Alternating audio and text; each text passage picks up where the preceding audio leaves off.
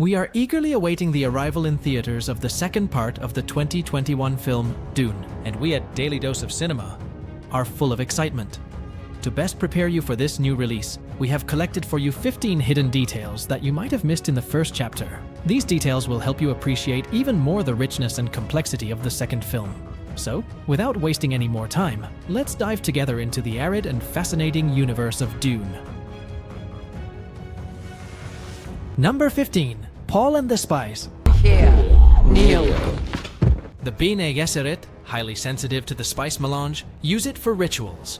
Paul shares this sensitivity, which is revealed when he has a vision of possible futures due to exposure to the spice. Paul's reactions, a sign of his future prescient abilities, are often foreshadowed. Unaware of his destiny to drink the water of life, he is startled hearing about the Kwisatz Haderach and grows suspicious of the Bene Gesserit's plans. Though trained as a warrior and a philosopher, Paul is unaware of his significance to his mother and the Bene Gesserit, as indicated by Reverend Mother Gaius Mohiam's remark, "You have more than one birthright, boy." Enough.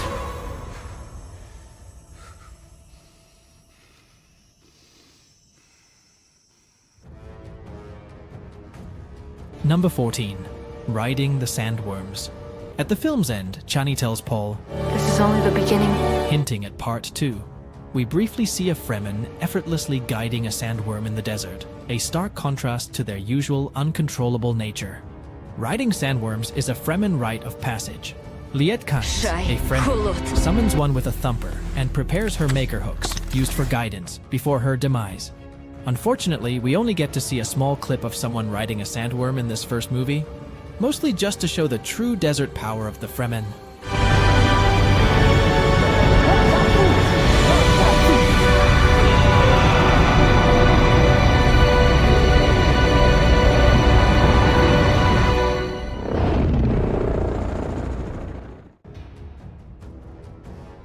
Before we continue, don't forget to like, share, and subscribe to our channel for more spicy content like this video.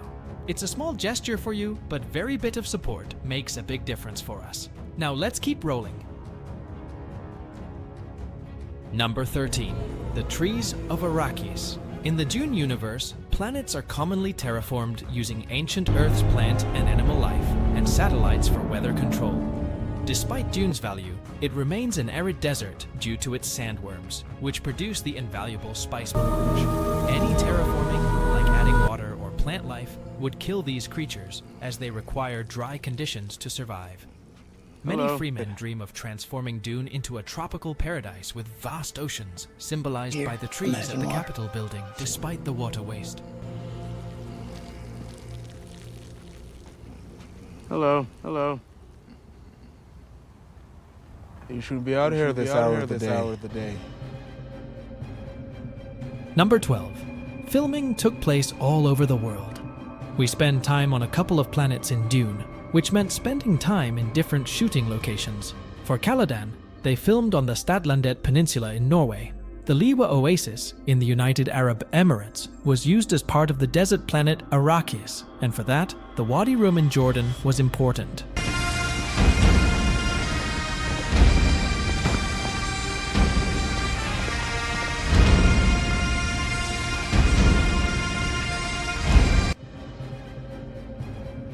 Number 11. One notable character was excluded from the story. In David Lynch's adaptation, Sting plays the character of Feyd-Rautha. However, you won't find Feyd-Rautha in Dune at all. The general feeling seems to be that his role has been folded into David Bautista's character of Glossu Rabban, the nephew of Baron Harkonnen. I will bend like a reed in the wind.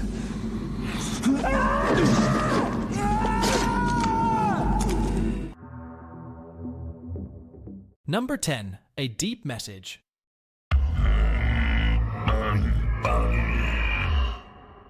Before the Warner Bros. Logo appears, Dune catches the audience off guard with an ambiguous caption. Dreams are messages from the deep. The text is only made more jarring due to the deep throat singing in the background. Actually, what you're hearing is the Sardaukar language. As for the caption, that can be interpreted in a few ways. The dreams refer to Paul's visions of possible futures.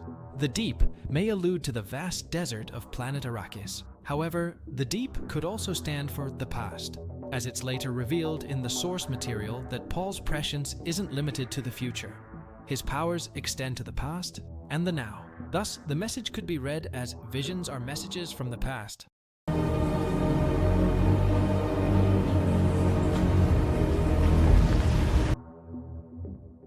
Number 9. What blue eyes you have. The Freeman inhabitants of Arrakis stand out with distinctive blue eyes known as Eyes of Ibad.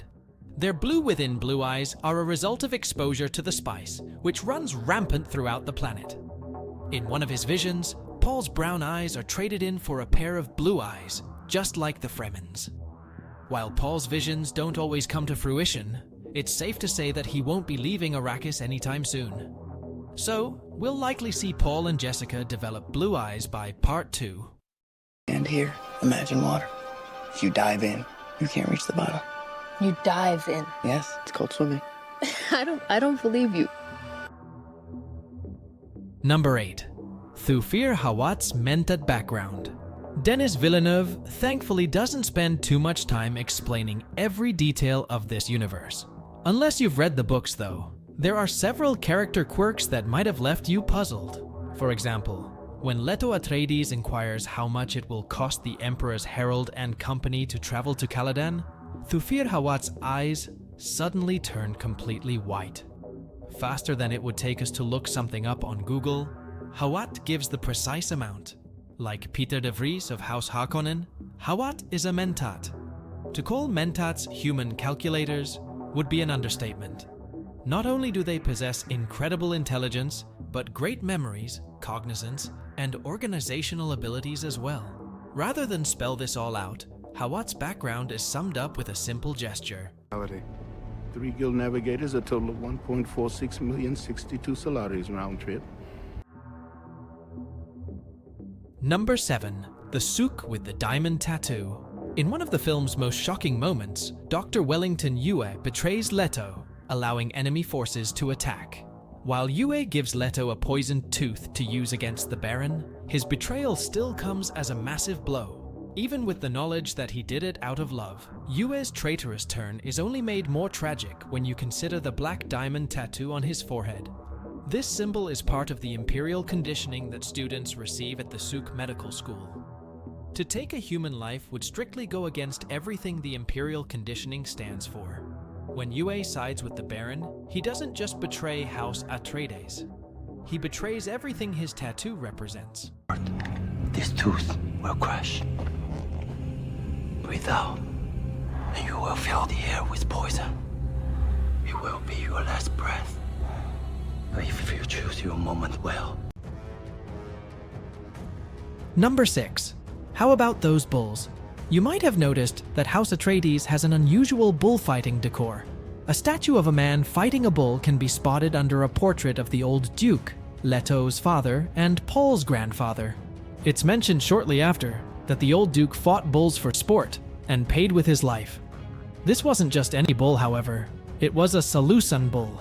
Native to Salusa Secundus, these bulls possess 2 brains and several horns, although they appear to only have 2 horns in Villeneuve's film.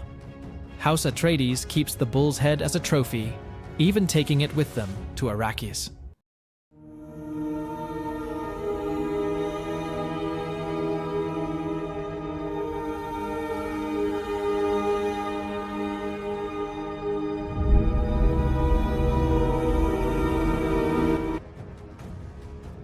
Number 5. Baron channels Brando.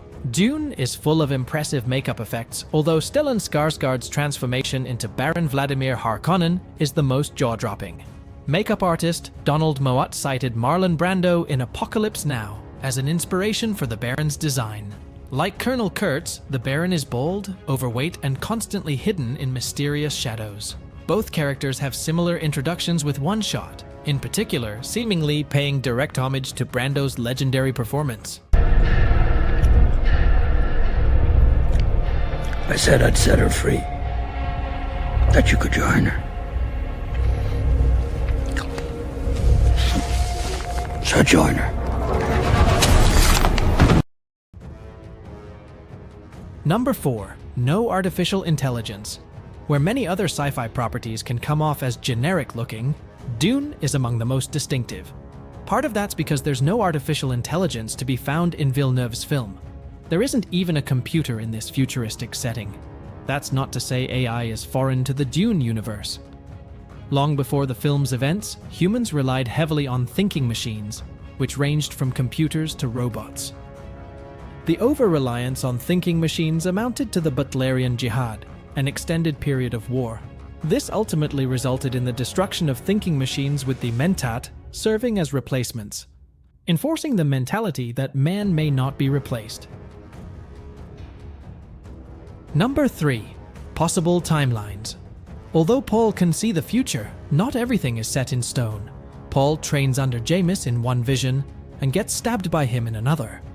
Not long after meeting Jamis in person, though, Paul puts him down with a Krisk knife. This suggests that Paul's visions are only potential glimpses into his future. In one possible timeline, Jamis became Paul's mentor and friend. Jamis instead chose a path that resulted in his own demise. In a way, however, Jamis still showed Paul the ways of the desert. Jamis's death marks a significant turning point in Paul's journey as he's accepted by the Fremen and begins to learn their ways. So, even when a vision is deceiving, there can be truth beneath the surface.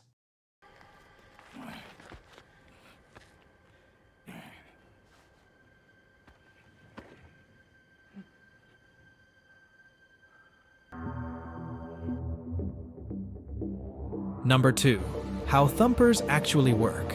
Dune, or Arrakis, is a desert planet inhabited by Fremen who revere the giant sandworms there. The sandworms, tunneling swiftly under the surface, can detect rhythmic vibrations of footsteps and attack. Therefore, Freemen have learned to walk rhythmlessly to mimic wind sounds and use devices called thumpers to distract the worms. In the movie, Liet Kynes tragically fails to escape on a sandworm using a thumper and is consumed along with her attackers.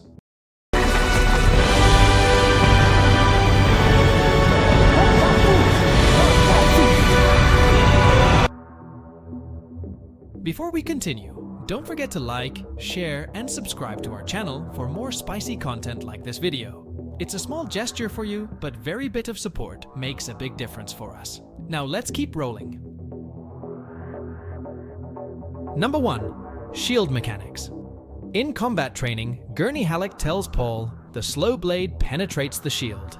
This is literal in Dune, where soldiers' energy shields block fast-moving objects, but permit slow ones like oxygen, a necessity for breathing and a cost-effective alternative to oxygen tanks.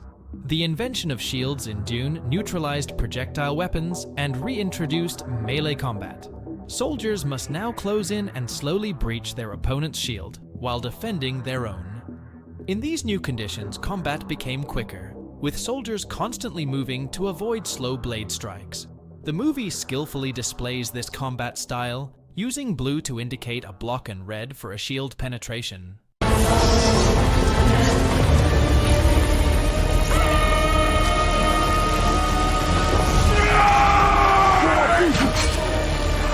Here we are, at the end of this video. What do you think of the first chapter? Was there something that slipped your notice in these years of waiting? We would love to know. Leave a comment. And don't forget to subscribe to the channel, leave a like, and activate the bell so you don't miss any news. We can't wait to see you in the next video.